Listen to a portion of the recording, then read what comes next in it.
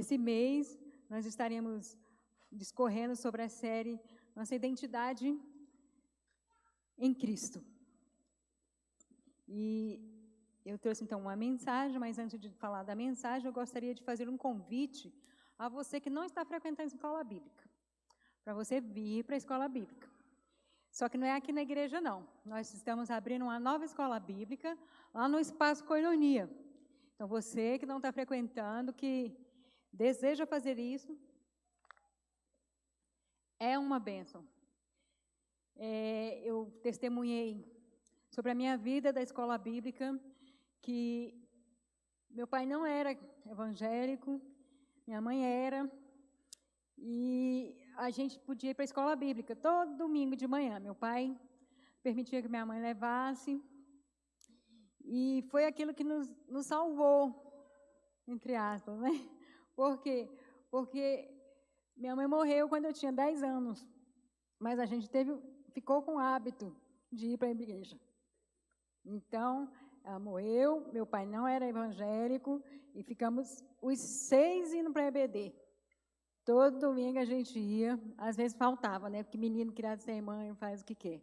E aí, mas a gente teve esse hábito, após o hábito, a nossa professora da escola bíblica convidou a gente para entrar na equipe, no coralzinho das crianças. E do coralzinho das crianças, a gente entrou no coral dos adolescentes, no Assembleia de Deus tem coral de tudo, né? Aí, quando estávamos nos adolescentes, aí a gente já enturmou e firmamos. Sabe quantos estão fora da igreja dos 6 filhos? Quantos? Nenhum. Todos na casa do Senhor. Então, assim, irmão, em nome de Jesus, aceita esse desafio de ir para a escola bíblica, acordar no domingo, no dia do Senhor, um pouco mais cedo, talvez você esteja acordando agora, porque a nossa escola bíblica começa às 9h30 da manhã, não é muito cedo.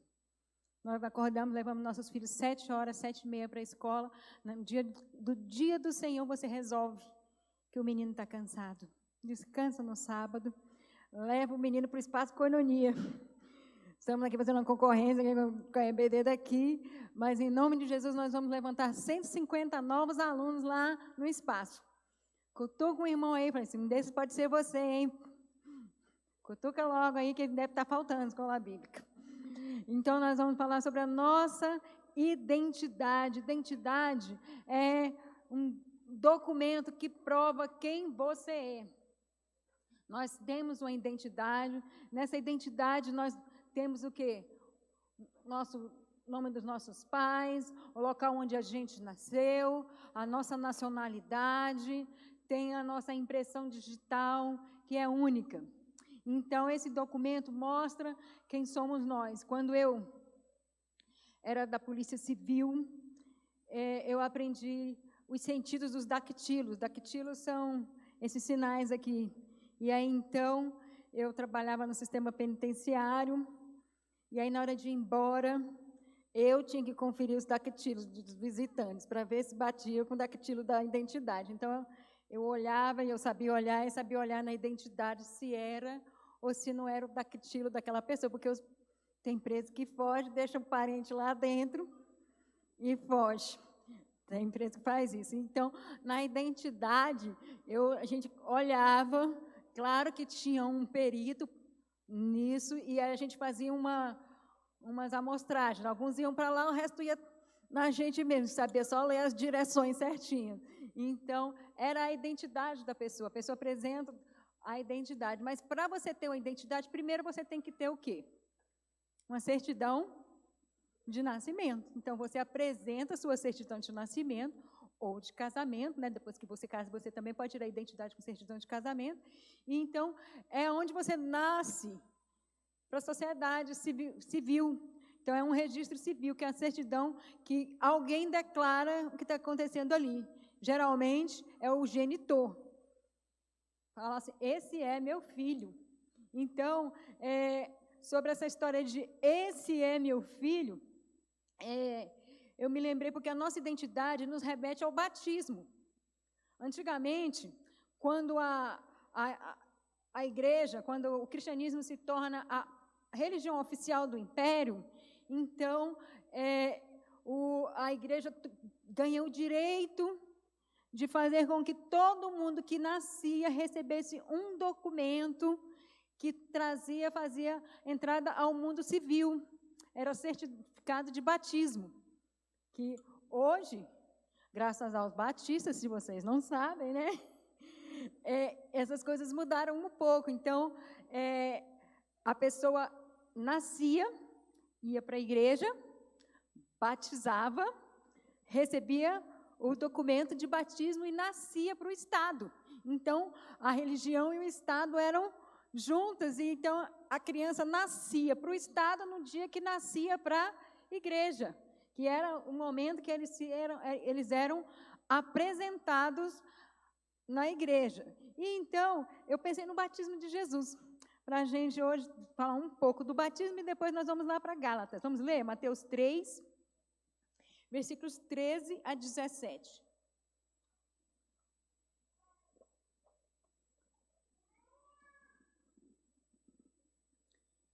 O batismo, na igreja primitiva, ele não acontecia como acontece agora, né?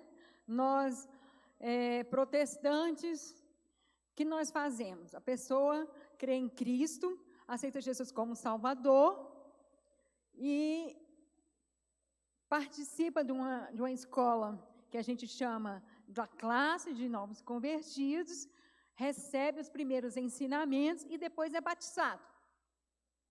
Mas na igreja primitiva, a pessoa, ao se arrepender dos seus pecados, ao reconhecer que Jesus Cristo era o Salvador da sua vida, ele aceitava Jesus e era batizado. Lembram disso? O que aconteceu com o eunuco da rainha de Candens? Estava conversando com Filipe, no meio da estrada, na hora que eles estavam passando, o eunuco viu uma água, falou assim, olha ali uma água, o que impede de eu ser batizado? E Cornélio também aceita Jesus lá na prisão e é batizado também. Então, o batismo, ele era paralelo ao arrependimento.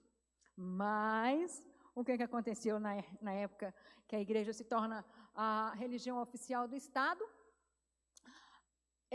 As pessoas tiveram que se batizar em massa, porque se não tivesse batismo, não recebia certidão de batismo, e aí, o que acontecia? Não podia fazer nenhum registro civil. Então, todo mundo começou a batizar para receber o documento de batismo, para assim matricular os filhos na escola, ser soldado, para tudo precisava do registro de batismo. Então, muitas pessoas que não se arrependiam começaram a se batizar.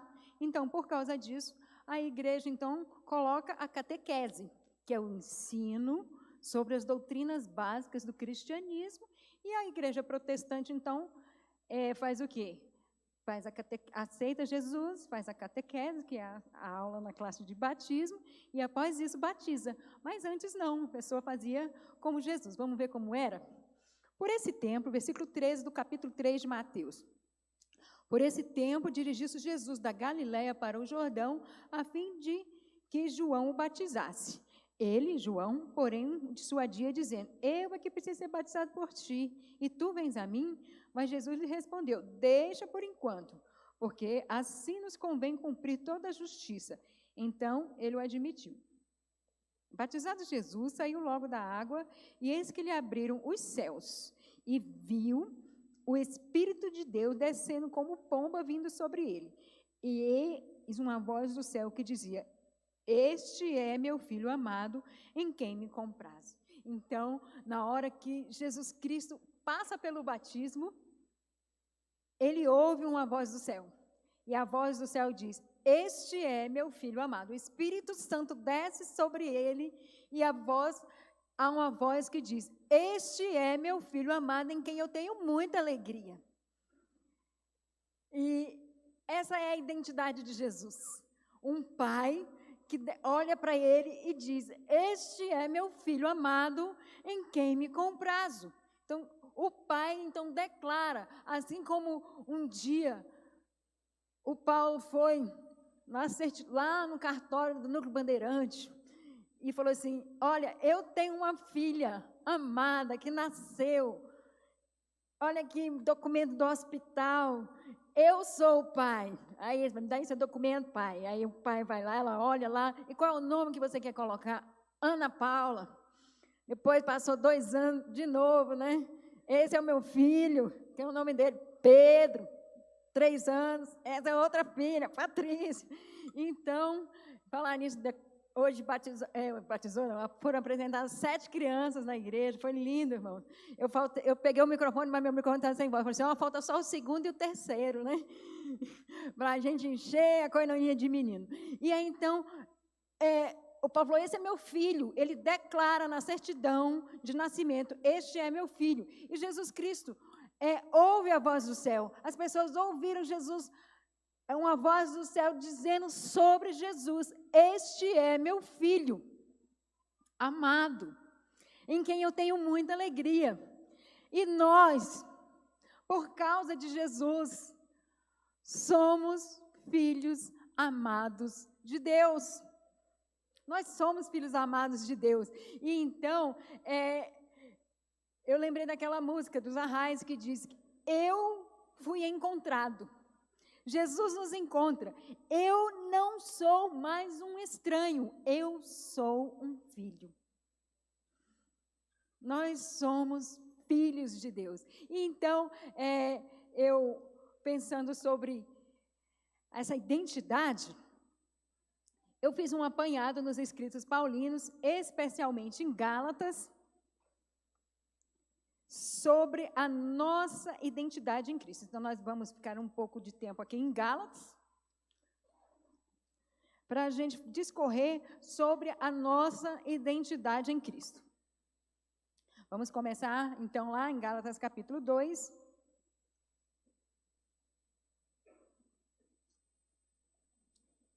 A partir do versículo 19 e 20. E o primeiro quesito da nossa nova identidade, de filho amado de Deus, o primeiro quesito é que nós morremos em Cristo. Olha só o que diz a palavra de Deus. Diz, porque eu, mediante a própria lei, morri para a lei, a fim de viver para Deus. Estou crucificado com Cristo. Logo, já não sou eu quem vive, mas Cristo vive em mim. Amém? Então, um primeiro aspecto sobre nós sermos um filho amado de Deus é que nós morremos em Cristo. Hoje, talvez para você que é cristão há muito tempo, parece muito simples, mas você que não conhece Jesus Cristo, que nunca ouviu falar sobre isso, outras vezes a gente frequenta igrejas que não falam sobre essas coisas. Não falam sobre pecado, não falam sobre doutrina de salvação. Então, eu vou dizer para você, o que é morrer em Cristo? Existe uma lei que diz que a alma que peca, ela está morta. Ela perde o direito à vida eterna. Então, ela tem a certeza de uma morte eterna. A morte eterna existe e a vida eterna existe. Mas quem pecou tem direito, vou colocar isso, ficar nesse lado aqui, da morte eterna, que está mais escuro. Então, a morte eterna é algo que nós herdamos por direito, por causa do pecado de Adão. Então, todos somos pecadores e o que nos restava era a morte eterna. O inimigo de nossas almas, ele tinha direito sobre nós, porque nós pecamos. Então, nós estávamos mortos em nossos delitos e em nossos pecados. E então, só quem podia nos resgatar era quem não tinha pecado. Quem de nós poderia nos resgatar? Nem o Chapolin Colorado, né? Ninguém podia nos resgatar, porque todos pecamos perante Deus. Todos perdemos o direito da vida eterna. Então, Jesus, que não tinha pecado, ele é oferecido ele se oferece, ele morre. Morte é o resultado do pecado. A morte é o resultado do pecado. Então, porque a humanidade pecou, ela perde o direito da árvore da vida e ela perde a vida. E aí, então, a morte, quando eles são expulsos, eles perdem o direito de se alimentar da árvore da vida, que era a vida eterna. Então, Jesus Cristo, o que ele faz? Ele paga o preço. Jesus Cristo paga o preço do nosso pecado para nos levar de volta para a vida eterna. Então, quando o apóstolo Paulo diz, eu morri em Cristo, ele está dizendo assim, aquela morte de Cristo, que nos tira do pecado e nos leva para a vida eterna. Eu faço parte disso. Eu compreendo, eu entendi isso e eu aceito esse sacrifício por mim. Assim, quando Cristo ressuscita, Ele ressuscita numa nova vida e nós ressuscitamos também em Cristo numa nova vida. E aí, Ele diz isso, eu morri em Cristo e agora quem vive não sou eu, mas que vivo. Cristo vive em mim. Então, temos o primeiro quesito da nossa nova identidade é que nós morremos em Cristo. O segundo é que somos filhos. Versículo 26 do capítulo 3 de Gálatas diz assim, todos vós sois filhos de Deus mediante a fé em Cristo Jesus. Todos vocês são filhos de Deus mediante a fé. Você acredita em Cristo Jesus? Então agora você é um filho de Deus, porque nós éramos filhos da ira. Em Cristo Jesus, nós nos tornamos filhos de Deus. Se nós somos filhos de Deus, nós nascemos de novo, nós nascemos do Espírito. Nicodemos, ao conversar com Jesus Cristo, ele falou assim, mas eu já sou velho, como é que pode uma pessoa ser velha e nascer de novo? Eu vou voltar para o ventre da minha mãe? Jesus Cristo fala assim, Nicodemos, não é desse tipo de nascimento que eu estou falando, da carne, eu estou falando do Espírito. Então, quando nós aceitamos Jesus, nós nos tornamos filhos de Deus em Espírito. Nosso espírito é reconciliado com o Espírito de Deus. Então, nós somos filhos. Você sabe o que é ser filho? É abrir a geladeira, irmãos. Você vai na casa do seu pai, você não abre geladeira? Quem abre geladeira na casa do pai aqui, né? Tem filho que até leva a comida prontinha para casa, né? Quando eu casei, o Paulo não gostava do meu feijão. E aí ele ia lá na casa da mãe dele, vou buscar feijão da minha mãe. Eu falei, pois traga para mim também. Então, é isso que faz a gente ter filho. A gente tem intimidade. A gente tem um relacionamento direto com Deus. É você poder falar para o seu Deus. Como eu falei, o salmista falava. O salmista falava assim, meu Deus, eu estou com vontade de morrer. Os cordéis de morte estão me cercando. Quer dizer, eu estava angustiado, com vontade de morrer. Você tem coragem de falar isso para Deus. Voltamos vezes falar igual o salmista. Senhor, tem muita gente querendo ver meu oco. Destrói eles, não deixa eu ser destruído. Não significa que Deus responda, né? Mas a gente pode falar. Então, os salmos estão dizendo isso. Muitas vezes o salmo está dizendo lá, pega esses meus inimigos e põe eles de cabelo em pé. E Deus está mostrando para a gente que é isso que é relacionamento de filho, que você tem intimidade com seu Deus. E mais, quando você é filho, ele diz assim, todos vocês, ou seja, muitos filhos, muitos irmãos.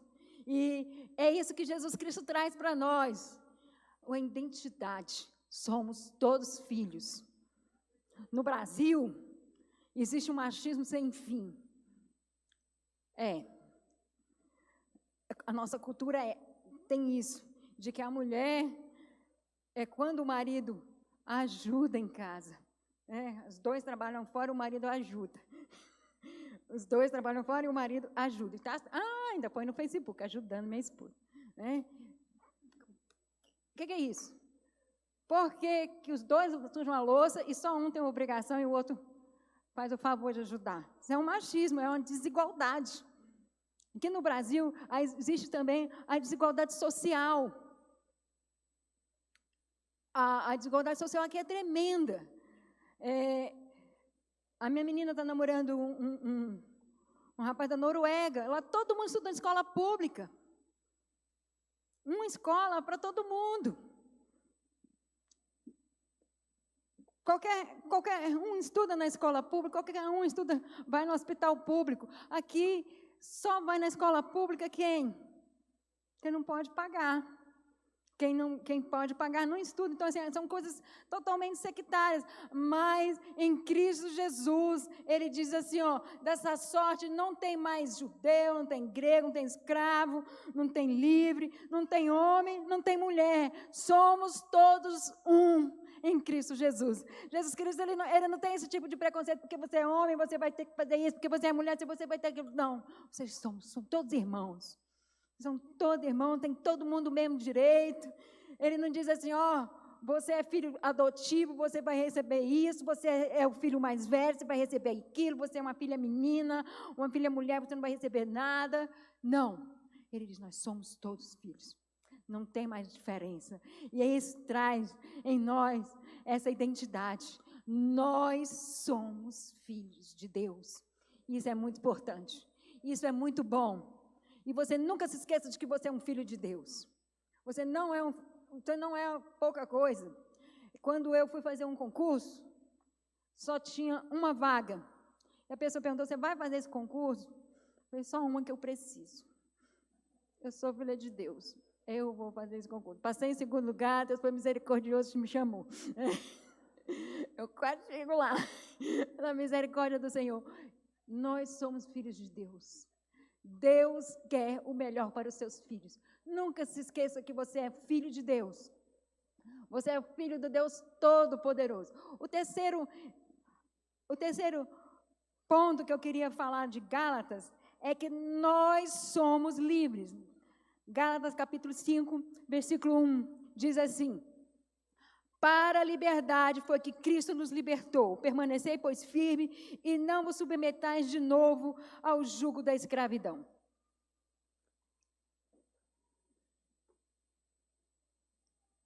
O homem peca, está longe de Deus, e Deus deseja ardentemente manter essa comunhão com seus filhos. E, inicialmente, ele escolhe um povo, o povo de Israel, e faz uma aliança com eles. Essa aliança, ela é feita lá no Sinai, e Deus fala assim, vocês são o meu povo, e vocês têm uma nova forma de agir diante dos outros, e vocês têm, então, uma lei que vai refletir a minha imagem, a minha justiça para os outros povos. Só que eles pegam a lei, e eles não compreendem essa aliança, porque a aliança é que eles eram um povo para refletir a glória de Deus. E por causa desse reflexo da glória de Deus, eles então teriam um novo modo de andar. E eles então distorcem isso. Eles dizem assim, para ser filho de Deus, você precisa cumprir a aliança, cumprir os mandamentos, e aí você vai se tornar filho de Deus. Quando Paulo evangeliza os Gálatas, ele vai lá e fala da liberdade em Cristo Jesus, da liberdade que Cristo nos dá. E aí os judeus fazem isso. Onde Paulo vai judeu atrás para pregar sobre o judaísmo. Então Paulo eles iam desfazendo as obras de Paulo, onde Paulo fosse pregando. E eles chegaram lá na Galácia, e eles pregaram e falaram assim, vocês querem esse Deus que Paulo está falando, vocês querem seguir a Javé, tudo bem, mas vocês têm que fazer uma aliança com Javé, e a aliança é, vocês se circuncidem, se vocês forem homens, vocês entrem na circuncisão e obedeçam às leis. Aí Paulo fala assim, Gálatas fala sobre isso, fala assim, vocês não estão mais debaixo da lei, o que faz vocês saírem do pecado para irem para a vida eterna não é a lei. O que faz vocês virem para a vida eterna é crer em Jesus Cristo. Então, eles falam assim, quando vocês se submetem ao domínio da lei, vocês estão sob o domínio da lei. Agora, vocês não estão mais sob o domínio da lei, nem sob o domínio do pecado. Então, existem 3 leis aí. A lei do pecado, a lei de Moisés e a graça. Então, a graça diz que você aceita Jesus pela fé. E aí, Paulo fala assim, olha, vocês foram chamados para a liberdade. Quando essa palavra, liberdade, ela quer dizer o quê? Nesse contexto. Não é um contexto que a gente compreende. Hoje, principalmente os meninos que completam 18 anos, estão doidos para completar 18 anos, né? Aí depois descobrem que não resolveu muita coisa, né? Aí depois que comprar 18 anos, não adianta muita coisa. Se continuar, pelo menos dependendo do meu dinheiro, né, vai ser as mesmas regras. Então, não é esse tipo de liberdade. A liberdade que ele estava dizendo é a seguinte, naquele mundo antigo, um escravo está mostrando que ele é uma cédula carimbada, que ele se livrou do patrão antigo. Ele era escravo e ele desejava se libertar do dono dele. Ele então comprava o direito de ser escravo no templo religioso deles. Então, eles falavam assim, olha, esse patrão judia demais de mim. Então, eu vou juntar dinheiro e quando eu tiver X dinheiros, eu vou me dedicar ao Deus tal, lá no templo tal. E aí, então, ele juntava esse dinheiro, ele entregava para o patrão dele e falava assim, para o dono dele, e falava assim, ó, esse é o preço do resgate. Agora eu vou servir ao Deus tal. E Paulo está falando isso. Olha, vocês já foram comprados. Jesus Cristo, com o sangue dele, carimbou que você é livre. Então, se você é livre do pecado. Você é livre da lei. Você agora está em Cristo Jesus.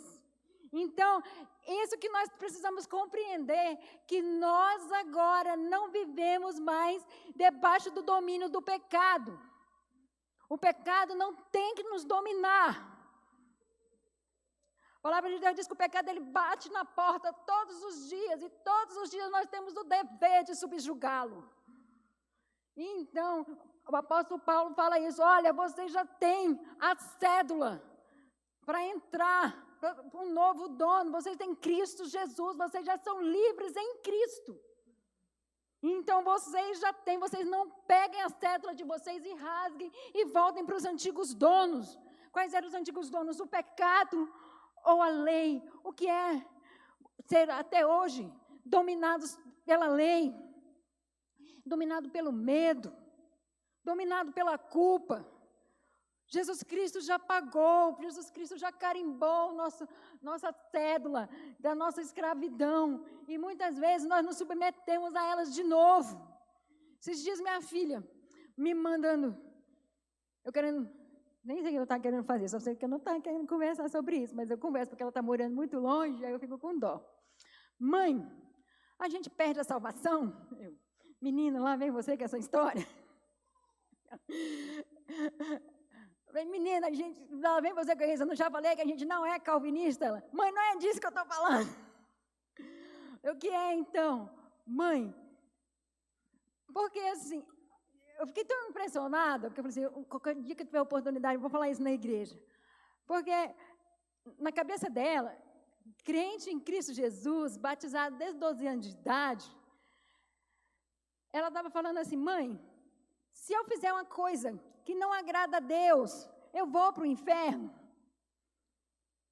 Nesse sentido de perder a salvação, olha só, você já foi comprado. E você está dizendo que eu estou me submetendo de novo a essa lei.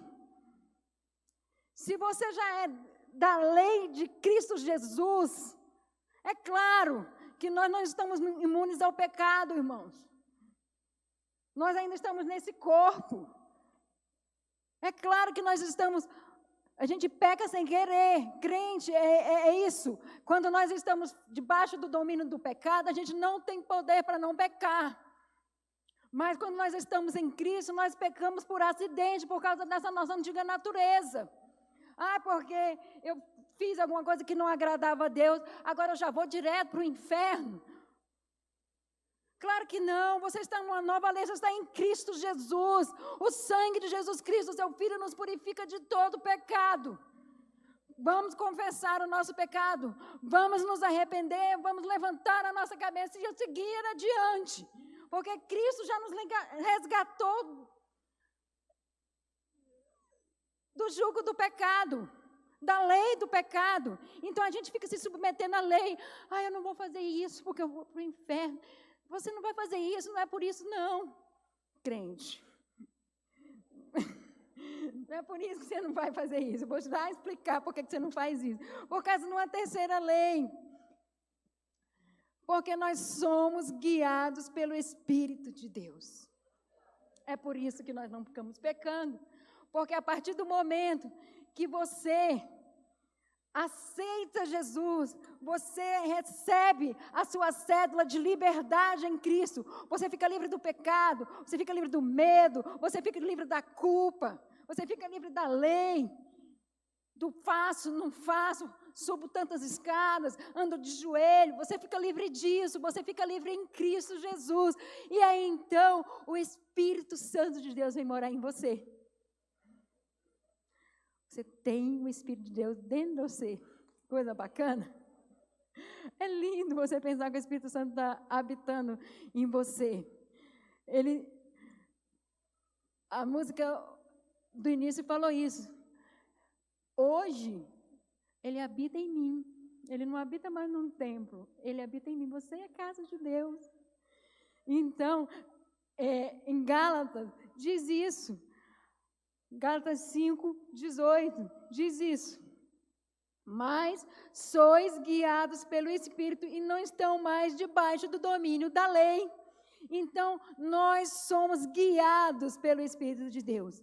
Então, olha o que acontece nessa nova identidade de você ser filho amado de Deus. Você morreu em Cristo, você vive uma nova vida e se torna filho de Deus.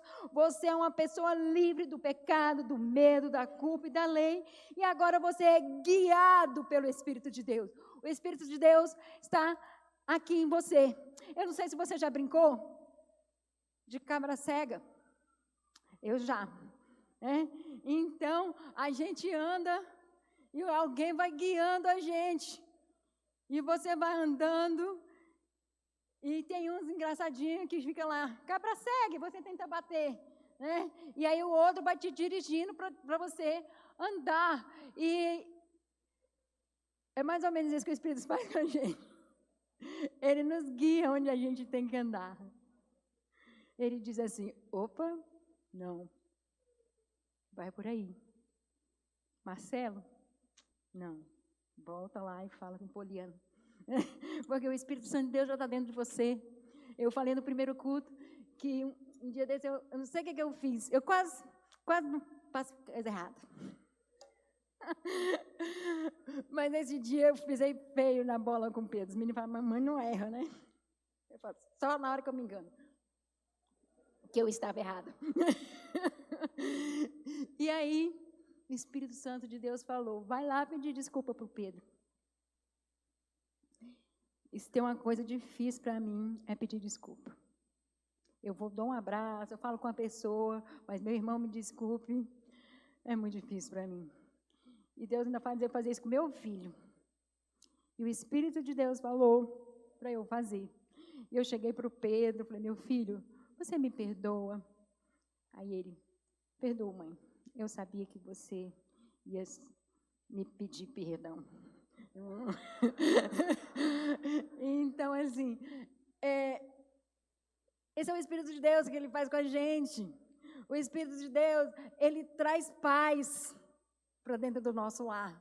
Ele vai te guiando, Ele vai dizendo, olha, vai por ali, faz assim, cala a boca, chegou a hora de me buscar. Já deu 10:30 da noite, você ainda não orou. Já deu 10. Tem dia que o Espírito Santo fica desse jeito comigo. 10:30, ainda não orou. 10:40. Aí, um dia desse eu fui orar meia-noite, falei assim, pare por ontem, né?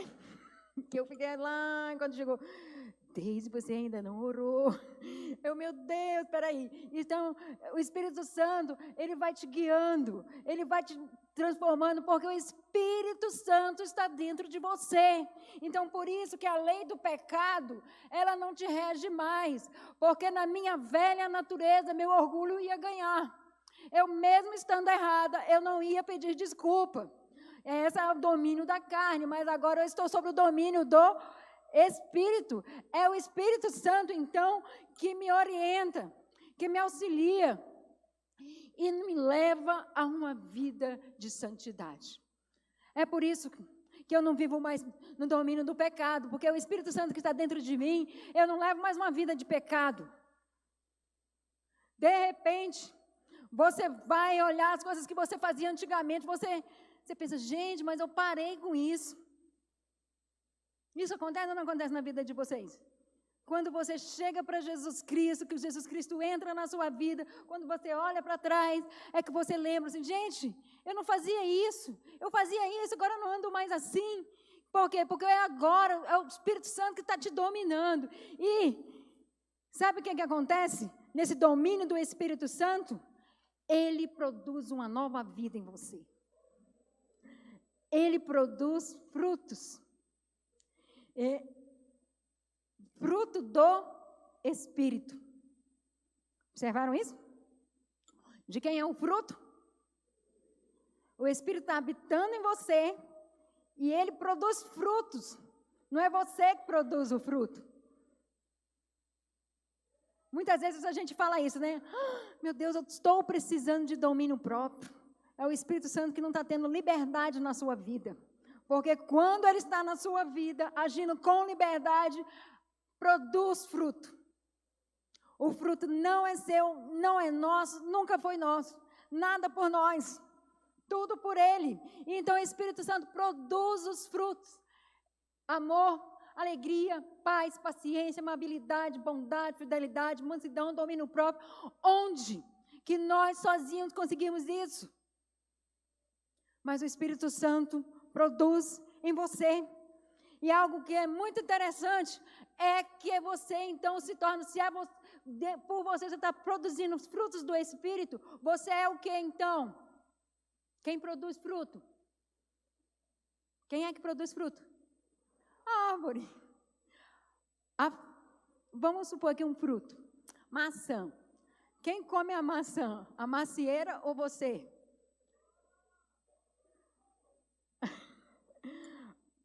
A árvore produz fruto para o outro. E é isso que o Espírito Santo faz na gente. Quando a gente está cheio de amor, não amor é para você não é você se amar, não conseguir viver sem você não. Você consegue amar todos, você consegue amar sem medida, você consegue amar pessoas que te perseguem, você consegue amar pessoas que você não conhece, você consegue ter compaixão por pessoas que você não conhece. Isso é porque o Espírito está trazendo e você traz para outro a paz, a mansidão, ser amável, dominar. Por que você tem que se dominar? Por causa do outro.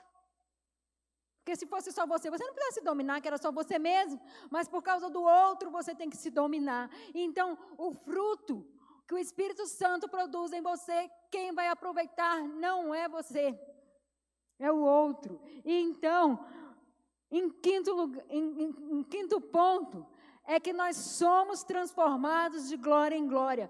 2 Coríntios capítulo 3, versículo 18, diz assim: e todos nós, com o rosto descoberto, contemplamos como que por espelho a glória do Senhor. Somos transformados de glória em glória na sua própria imagem.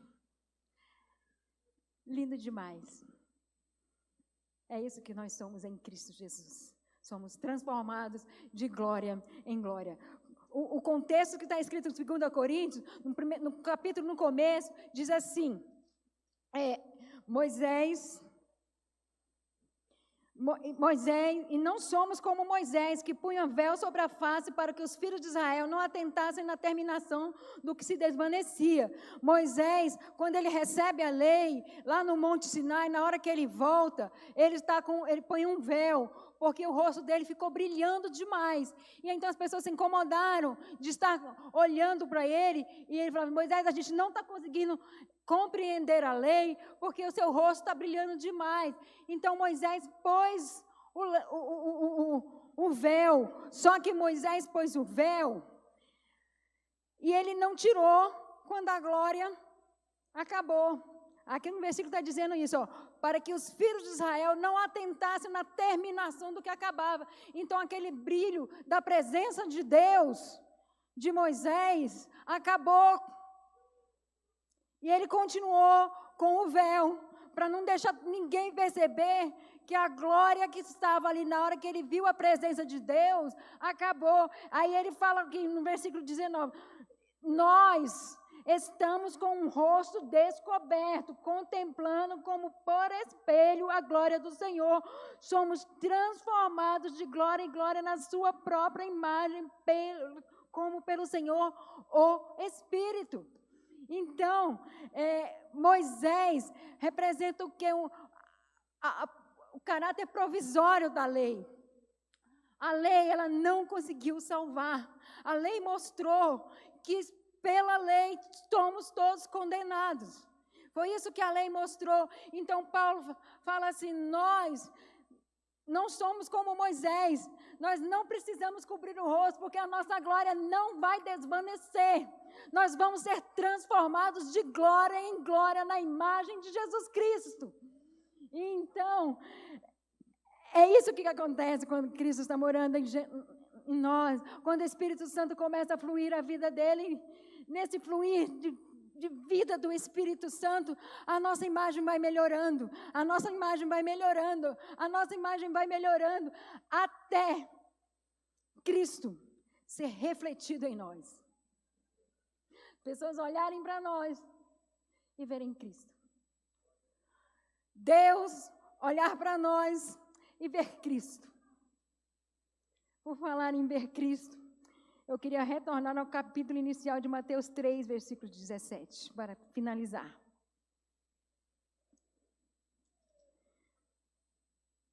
Lá diz assim, eis que uma voz do céu dizia, este é meu filho amado, em quem tem muito prazer. Deus olha para Jesus e diz, esse é meu filho amado, em quem tenho muito prazer.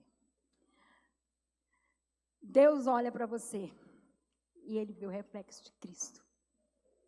E ele diz, este é meu filho amado. Eu me alegro muito com ele. Eu amo especialmente a ele. Ele olha para você e diz, você é meu filho amado, eu te amo de uma maneira especial. Ele olha para você e diz, você é meu filho amado, eu tenho muita alegria em você. Porque quando nós somos transformados pela lei do Espírito, Cristo vive em nós. E Deus olha para nós e ele vê a imagem refletida de Cristo. Eu quero dizer para você, finalizando agora, você reflete a imagem de Jesus. Você é um filho amado de Deus. Nunca se esqueça disso. O Espírito Santo habita em você. O Espírito Santo há de transformar você. Você está livre do domínio do pecado. Nós nascemos de novo em Cristo. Cristo vive em nós. O mundo já morreu com seus prazeres. Vamos abaixar as nossas cabeças e orar. Amado Deus, nós queremos agora, em nome de Jesus, te agradecer por tão grande presente que é a nossa salvação.